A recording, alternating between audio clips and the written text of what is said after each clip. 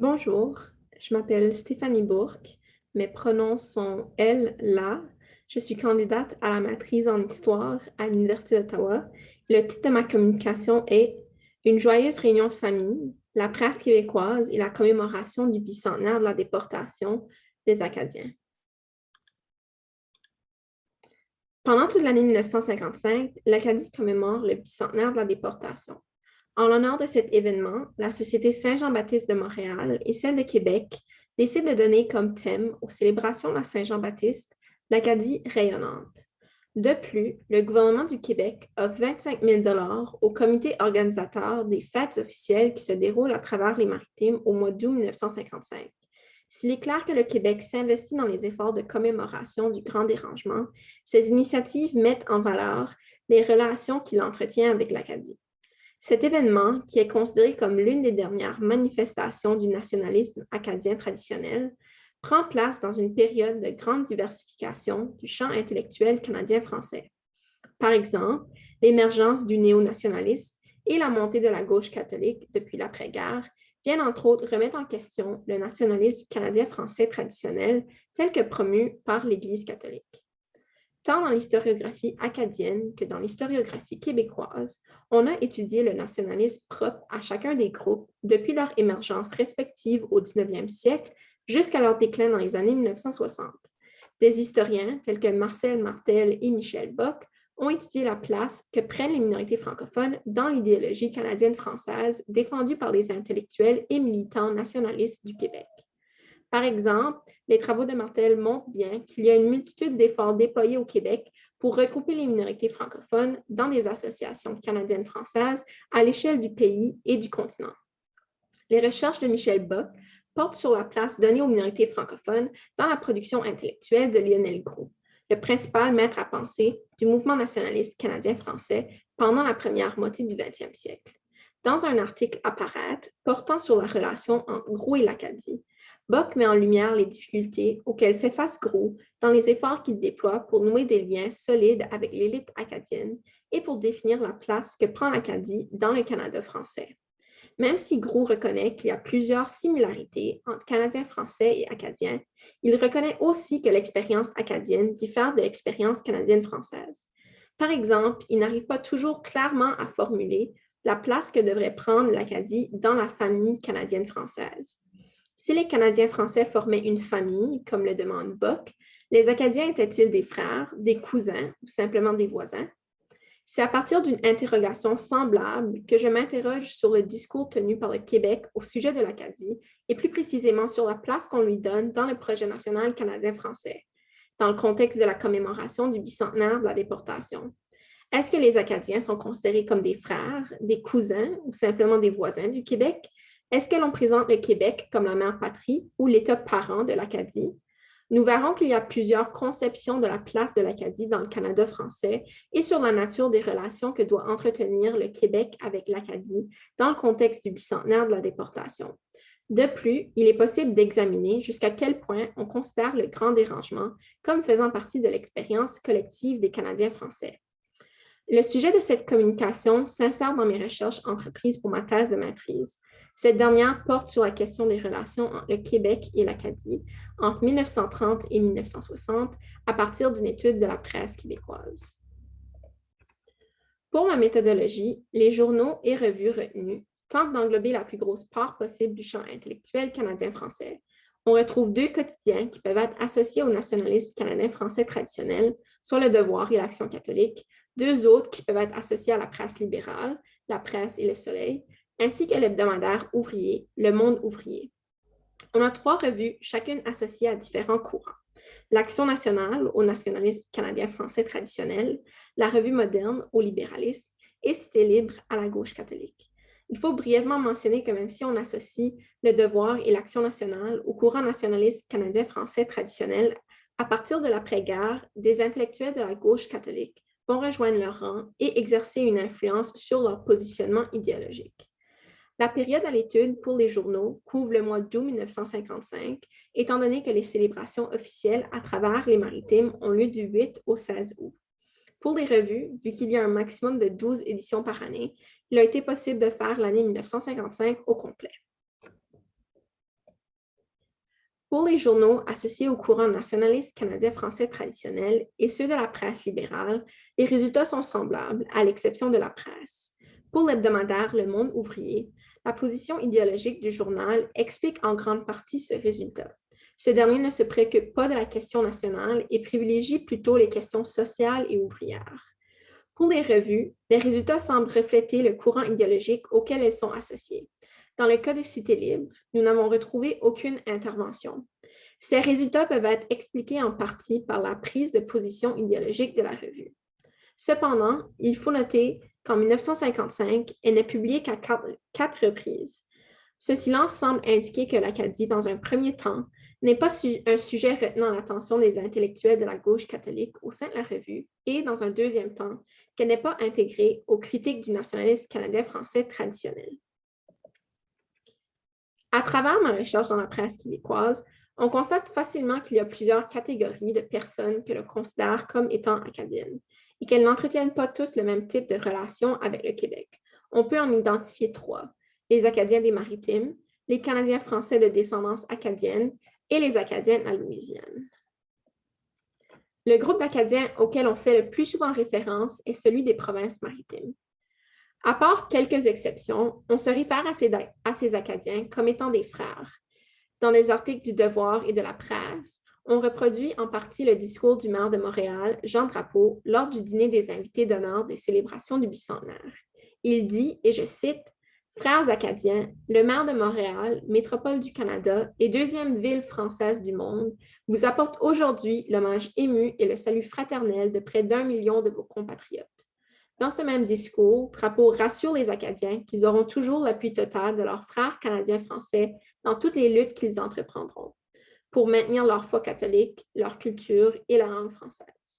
Dans ces propos, il est clair qu'ils considèrent tous les Canadiens français comme étant des frères aux Acadiens et qu'ils ont la responsabilité de contribuer à la protection des valeurs communes aux deux groupes. Même si l'on affirme constamment qu'il y a des liens familiaux qui unissent les Acadiens et les Canadiens français, il y a tout de même certaines interventions où l'on relève des propos qui semblent faire référence à certaines tensions qui, historiquement, ont créé une division entre ces deux groupes. L'un des exemples les plus frappants de ce type de discours vient du colonel G.E. Marquis, représentant de la Société nationale Samuel de Champlain de Québec aux célébrations. Dans Le Devoir, Le Soleil et l'Action catholique, on retrouve des traces du discours qu'il donne lors du dévoilement d'une plaque commémorative en Nouvelle-Écosse. Il affirme que la Société Samuel de Champlain veut travailler à cimenter notre union, puisque nous sommes frères par le sang et que bon sang ne saurait forfaire ni mentir. Il refait le parcours historique des deux groupes qui pour longtemps étaient étrangers, selon lui, en raison des séquelles laissées par la déportation et la conquête. Il rappelle toute l'aide apportée par le Québec depuis les années 1880 pour contribuer au développement de l'Acadie à travers le clergé, l'éducation et le financement des médias acadiens. Il termine son discours en déclarant, et je cite, « Nous devons unir nos efforts, nous, Canadiens du Québec, et vous, Acadiens des Maritimes, pour travailler à la formation d'un groupe de langue française qui fera bloc, quand nécessaire, pour lutter avec quelques chances de succès. » Alors, cette union avec l'Acadie, créée par des initiatives du Québec, n'est pas encore accomplie. Son discours semble plutôt être un plaidoyer pour convaincre les Acadiens des Maritimes qu'ils devraient se joindre au Québec et adhérer au projet national canadien-français afin de former un bloc canadien-français. Les Acadiens demeurent, même en 1955, jusqu'à un certain point étrangers au Canada français. Même s'ils se font plus rares, certains articles présentent une prise de position divergente au sujet des Acadiens des Maritimes. Un exemple se trouve dans un article publié dans l'Action nationale en mai 1955 par Gérard Filion, qui est à l'époque directeur du Devoir. Il présente une enquête intitulée « Québec, provinces différentes », dans laquelle il affirme « Quoi qu'on fasse et quoi qu'on dise, Québec restera toujours pour les Canadiens français de tout le Canada, à l'exception toujours des Acadiens, une espèce de mère patrie. » Filion considère donc les Acadiens comme faisant partie du groupe canadien-français, toutefois sans que le Québec soit sa mère patrie. Cet article n'offre pas plus d'explications sur les Acadiens, alors il n'y a rien qui indique qui serait la mère patrie de l'Acadie si ce n'est pas le Québec. Il faut noter que ce texte de Filion est le seul qui diverge aussi radicalement de la thèse que le Québec est la mère patrie des Acadiens dans l'Action nationale. Alors, il ne faut pas conclure que la revue, dans tous les cas, diverge des discours retrouvés dans les autres organes issus de la presse nationaliste canadienne-française traditionnelle. Le deuxième groupe d'Acadiens ciblés est celui des Canadiens français de descendance acadienne. Il faut mentionner que les propos dans la presse québécoise sur ce groupe viennent en grande majorité de personnes qui s'y identifient. Alors, ce type de discours n'intègre pas toujours celui des autres intervenants dans la presse québécoise. On voit deux types de discours qui émergent. Le premier est que les Canadiens français de descendance acadienne sont des Acadiens au même titre que les Acadiens des Maritimes. Et le deuxième est qu'ils sont des Canadiens français, mais qu'ils ont été attribués un rôle spécial dans la société canadienne-française compte tenu de leurs racines acadiennes. On retrouve un exemple du premier type de discours dans le livre de Bonnat-Arsenault intitulé L'Acadie des ancêtres. Entre le début du mois de mai jusqu'à la fin août 1955, l'Action catholique publie en feuilleton ce livre. Dans la conclusion, Arsenault affirme qu'il y a des descendants d'Acadiens qui sont au premier rang dans les différentes sphères de la société, que ce soit en politique, dans les arts, dans les sports, etc. Il nomme quelques-uns de ces descendants d'Acadiens les plus connus. Par exemple, dans le domaine des arts, il mentionne Louis-Philippe Hébert, Anna Malenfant, Arthur Leblanc. Pour le domaine des sports, il cible entre autres Maurice Richard et Jean Béliveau, car ces derniers portent des noms acadiens. Il faut noter que dans cette liste, Anna Malenfant et Arthur Leblanc sont des artistes acadiens originaires du Nouveau-Brunswick.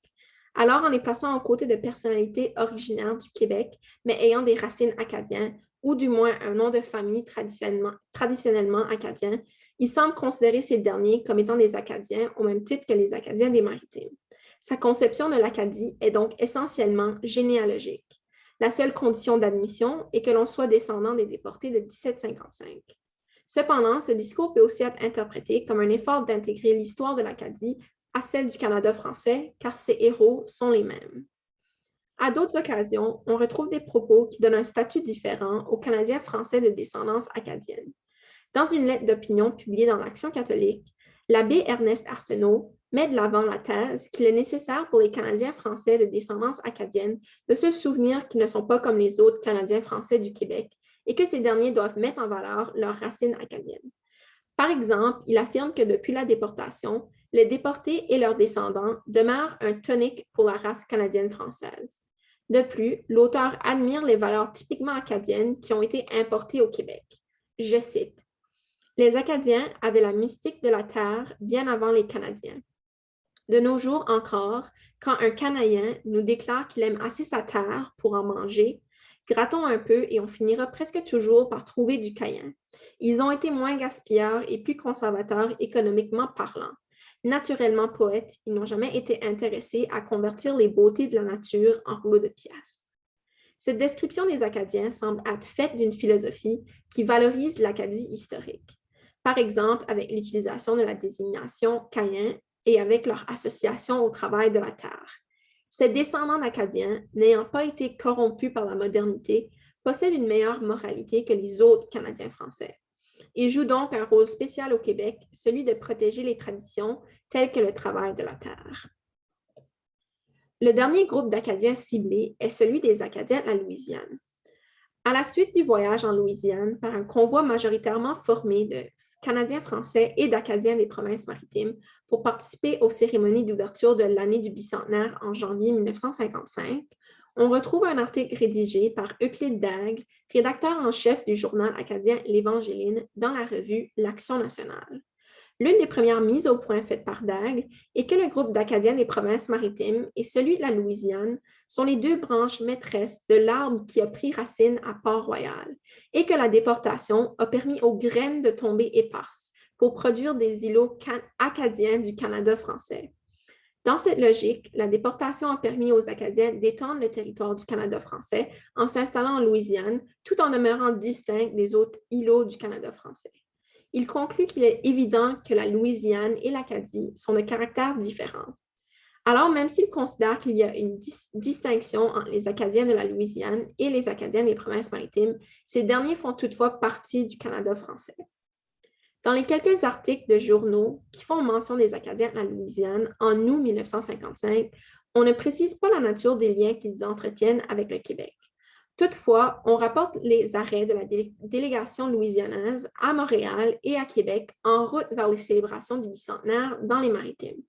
Les Acadiens à Louisiane ne sont pas sujets au même niveau de réflexion dans les journaux quant à leur place dans le projet national canadien-français et leur relation avec le Québec, comme c'est le cas avec les Acadiens des Maritimes ou même les Canadiens français de descendance acadienne. S'il est clair qu'une grande partie de la presse québécoise s'intéresse au bicentenaire de la déportation, il est aussi possible d'examiner si la déportation elle-même est présentée comme un événement qui intègre la mémoire collective des Canadiens français. À travers les journaux et les revues, la réponse n'est pas toujours évidente. Dans un premier temps, la commémoration du bicentenaire de la déportation prend surtout la forme d'une célébration de la survivance acadienne, telle que le voulait le comité organisateur des cérémonies officielles dans les provinces maritimes. Cela explique pourquoi plusieurs interventions dans la presse québécoise portent souvent sur la survivance acadienne et la contribution du Québec à cette dernière, et non sur des réflexions sur la déportation en tant qu'événement historique. Lorsqu'il est question de la déportation et des Canadiens français, on semble cibler qu'une partie de la population canadienne-française, soit les Canadiens français de descendance acadienne ou encore pour certains, les Acadiens du Québec. Par exemple, les articles portant sur les fêtes organisées dans les paroisses du Québec donnent de l'information sur l'origine acadienne de sa population, comme il est le cas dans cet article du Soleil qui mentionne que Sainte-Alexis, paroisse d'origine acadienne, la plus vieille de la région, a tenu à célébrer l'événement acadien. Compte tenu de l'intérêt général que semble avoir la presse québécoise envers le bicentenaire de la déportation, on peut conclure que cet événement est générateur de sens pour le Canada français. Toutefois, dans certains cas, ce sens est limité au fait que le Québec, grâce à la déportation, comprend plusieurs paroisses ayant été fondées par des déportés acadiens et non uniquement au fait que le Québec serait la mère patrie de l'Acadie. Avec ces exemples, on comprend que le discours au sujet de l'Acadie n'est pas unique et que l'on ne s'entend pas toujours sur qui sont les Acadiens, quels sont leurs rôles à jouer dans le Canada français et si le Québec est considéré comme leur mère patrie.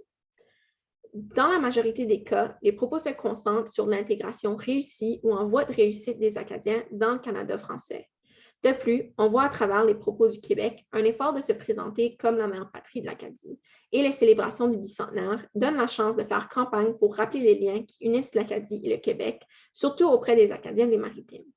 Pour les Canadiens français de descendance acadienne, on voit qu'il y a un effort de leur donner un statut spécial et un effort de souligner leur contribution au Canada français. Dans le cas des Acadiens à Louisiane, ils n'occupent qu'une petite place du discours lors des célébrations du bicentenaire de la déportation.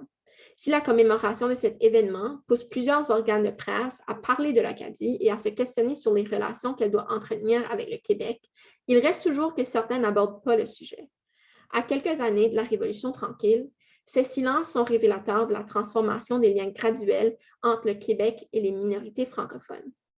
Les résultats mis en lumière dans cette communication ne présentent qu'un petit échantillon des discours qu'on retrouve au sujet de l'Acadie dans la presse québécoise et laissent entrevoir que cette multiplicité de discours sera aussi présente lors d'autres événements entre les années 1930 et 1960, sur la période couverte dans le cadre de ma thèse de maîtrise. Je vous remercie de votre écoute et je vous souhaite à tous et à tous un bon congrès de l'IHAF.